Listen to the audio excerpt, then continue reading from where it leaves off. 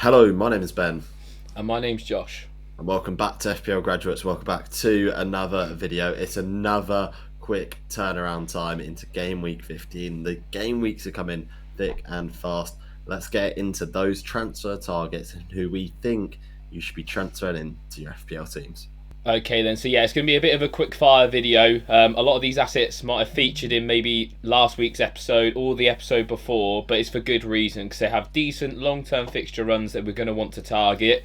So we have a Stupinan up first, but to be honest, it could be really any Brighton defender that you fancy. We had Van Heck a couple of weeks ago. For me personally, I do prefer Van Heck.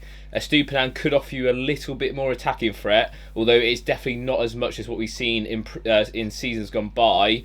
Obviously, started against Southampton on Friday night. We're recording this on Wednesday night. This is going out on Thursday, so we obviously haven't seen that Brighton game in this game week yet. But so far this season, Brighton defensively haven't been too bad. They've not been the best either. I think you'll be going into the Brighton defence if you're really trying to target those clean sheets. Is that right, Ben? Yeah, absolutely. And to be honest, I think the goal threat, from my opinion, is really sort of a lot less than it was before. He seems to be playing a lot more of a reserved role. He doesn't seem to have the freedom. He's almost playing at times at left centre back, which is not ideal for a £5 million asset in a Brighton team. If you can sort of afford and have the luxury of affording point 0.5 extra for Estepinian, then by all means, I think he's not a bad option. But you're looking at defensive clean sheets here rather than sort of the attacking potential. Okay, so next up we've got Lewis Hall of Newcastle. Now Newcastle again have some decent fixtures going into the medium term, and Lewis Hall has on the eye test looked very much sort of like a decent asset to own. He's been very high up the pitch, looks very attacking. He's not had sort of as many goal involvements or clean sheets as we'd like to start the season, but the data is improving for Newcastle United despite conceding 3 goals against Liverpool. But you can't really take those games into account when you're talking about a defence. Josh, thoughts on Lewis Hall? Yeah, it's interesting. Like Newcastle seem to be leaking goals, but overall their defensive data has been pretty solid so far this season. I think Hall in general, although his attacking data is not crazy good, does offer some attacking threat. Whereas probably more than a Stupinan who we were just talking about. And I think it's the price tag as well which really intrigues me personally. At 4.4 million, you can cut quite a decent chunk of money if you're selling someone like a Rico Lewis this week, maybe even an Ait Nuri. Obviously Wolves still can't seem, it's fair enough conceding 1 or 2, but when a team's conceding 4 goals most weeks, it's really sort of harming our defences. I don't see Newcastle, despite conceding 3 to Liverpool, conceding 4 goals week in week out. I think they're a lot more defensively solid than that. So yeah, a big bonus to go with Lewis Hall. Okay then, so our third and final defensive option that we're looking at this week is going to be Milos Kerkez. Again, another player that featured a couple of weeks ago. In that time, he did get a goal against Wolves. Again, we haven't seen Bournemouth play yet. They play Thursday night. But for me, I think he's probably one of my favoured cheap 4.5 defenders in the game at the moment. I think Bournemouth aren't necessarily the best defensively, but he does carry really decent attacking threat. Obviously, he's got 3 attacking returns so far this season. What's your thoughts on him, Ben? Like, which one of those sort of 3 defences would you be more inclined to choose from right now? Oh, it's a difficult one because all 3 can be sort of inconsistent at times, but Yeah. Milos Kerkez definitely sort of up there with Lewis Hall in terms of sort of appeal, in terms of attacking output and attacking threat. And especially when Bournemouth play at home, they definitely seem to sort of get their fullbacks bombing on, and the fixture run's not too bad for them either for Bournemouth. So yeah, I do really like him as an option, as an asset, but don't expect too many clean sheets from any of these guys, and let's hope for some attacking return. Okay, so next up we're going to Eze, and on his return from injury, he got an assist in game week 14. Not too bad at all.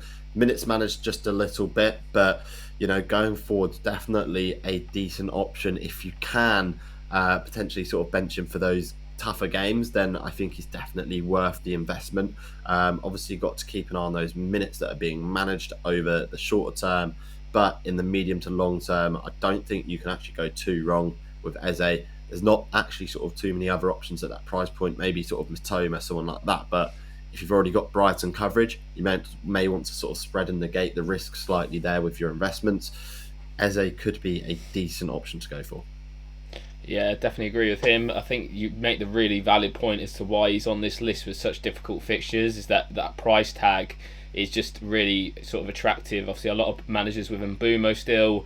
He's still blanking. So for me, Eze, although on paper those fixtures are difficult, I'd still play him against City. I don't think that's necessarily the hardest fixture in the world right now. I know they kept a clean sheet against Forest, but still defensive frailties there for me. Brighton away, I know we've been speaking about obviously Brighton defensively. They're not the best defence in the world, and it's a derby in quotation marks as well. So it'll be an interesting game there. Obviously, you might want to bench him for the Arsenal game. It's just totally dependent on how much squad depth you have in your FPL team. Okay then, so another midfield choice around that Mbuemo price tag is going to be Anthony Gordon. Obviously, he got a return against Liverpool, which is good to see for anyone who did own him before now. Only the 8%. 7.2 million, so a little bit cheaper than what he started this season with. I think the fixtures right now for Newcastle are arguably the best run for an attacking side at the moment. Well, the stats are a little bit behind, so obviously you've got a 5 attacking returns so far this season. What's your thoughts, Ben? Do you think having a Newcastle attacker going into this run is crucial, or do you think you can maybe get by?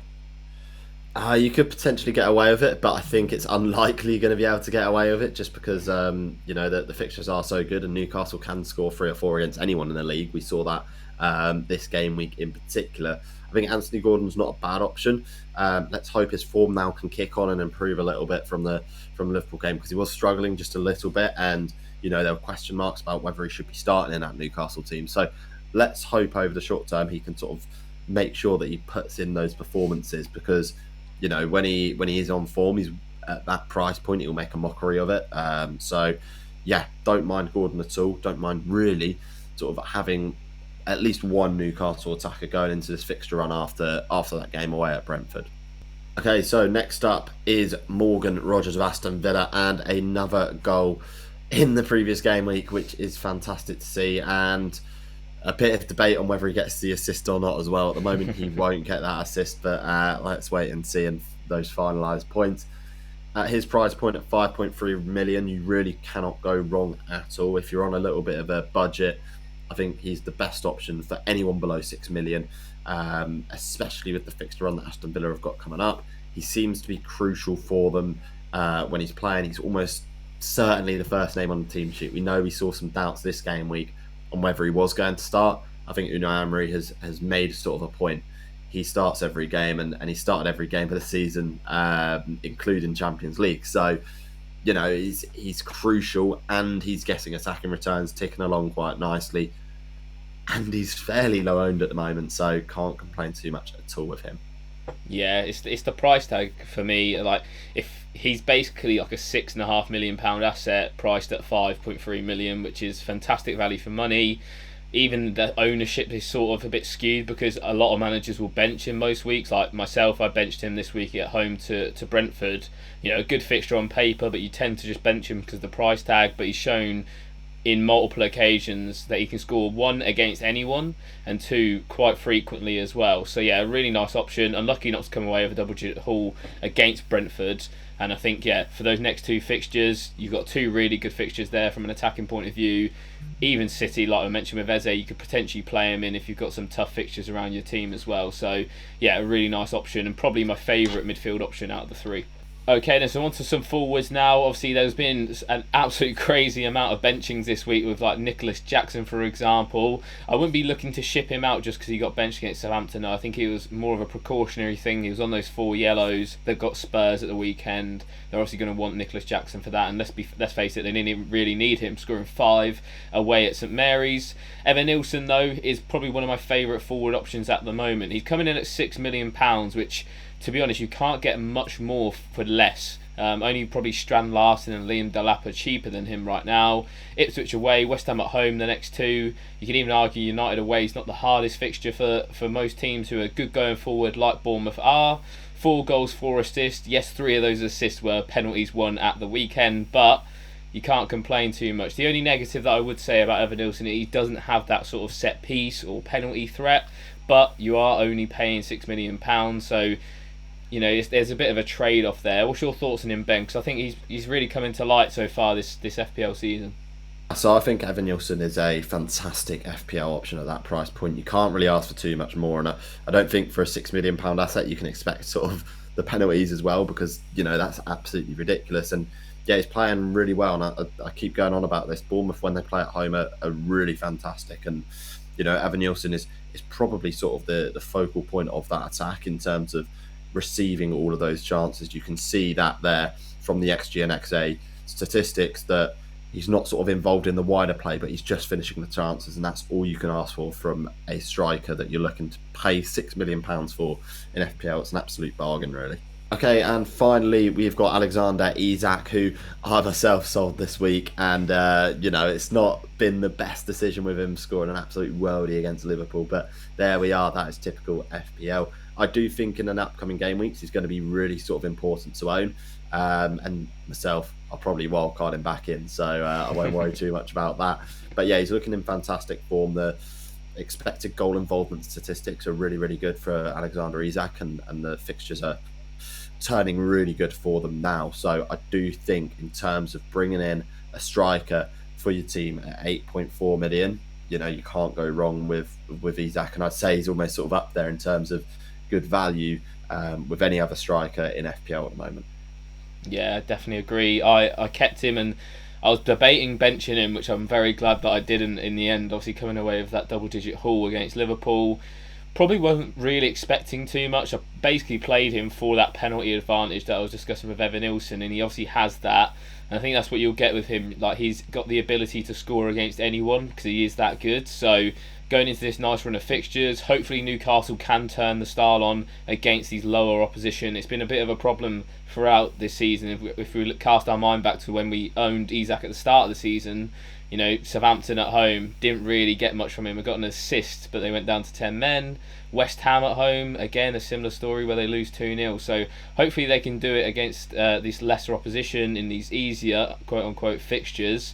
It should be interesting. But yeah, talismanic, everything you want in FPL. He's definitely up there in probably the top 3 forwards to have in FPL right now. Okay then, so that wraps up Game Week 15's transfer target. It's been a whirlwind of a game week. Lots of FPL content coming to our YouTube channel, so we hope you did enjoy it. If you have, make sure you do smash that like button. Yeah, and as always, please remember to subscribe to the FPL Graduates. I've been Ben. I've been Josh. And we'll see you guys next time. Have a good game week, everyone.